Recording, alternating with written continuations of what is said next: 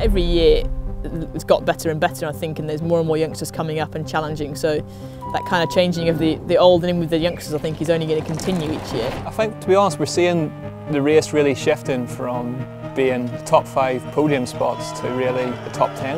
Yeah, definitely. Because there's such a strong field of riders now. Overall title is going to be a pretty close one to call.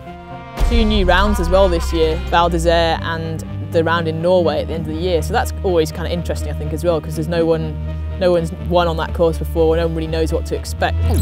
Aaron Gwyn's going to be the man to beat again on the downhill, I think. Just from being on his team last year and seeing the character, no stress, he just gets on with it. He'll just be ready to do the same thing again. He's just up there rolling it out, he's a powerhouse. Out of everyone, he's remained consistent over the off-season. He's on the same bike, same team, still going with the Tomac programmes. He's basically Supercross fit. Top 10 is so strong now.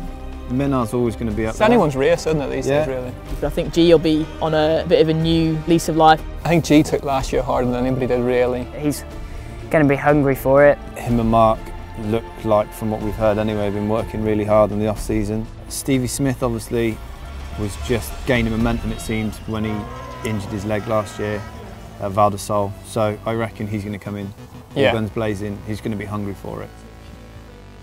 All the Lapierre boys are potentially up there. And then you've got the likes of Brendan, who obviously was hampered with injury pretty much the entirety of last year, well, in fact the whole of last year after injuring himself. It'd be nice to see him get a good strong consistent season under his belt as well, and apparently he really likes the Fox suspension as well. Apparently he's getting on very well with that. Big news, of course, is also the syndicate switching to Shimano and Fox. Bryson's keeping on chipping away at it and seems to be improving and improving. The MS team switching to Monraker as well.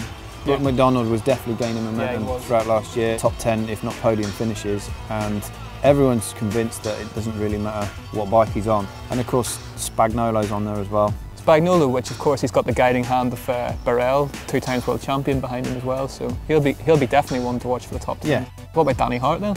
Well, he came off Africa last year, I think he finished 21st there or 24th, something like that. And he put his head down and just trained his arse off. He said that's what he needed for the rest of the season, and then Fort Bill came in, 2nd place, and then I don't think he was out of the top 5 after that, was he? No. And then obviously Worlds, where he just absolutely dominated. When we were speaking to him in late October, early November, he was all ready to get his head down and train hard. Youngsters like Danny Hart's going to come away with confidence from last year's Worlds, into a new season. Troy Brosnan's been absolutely killing it in Australia at the Nationals over our winter. Troy coming out on top on every round apart from the last one, where I think he had a bit of a mishap, which meant Sam won it by a couple of seconds. So it'll be interesting to see if it affects Sam and whether he's maybe be just a bit over it, or whether he's going to have that hunger again and want to just be trying to put the times into people like he used to.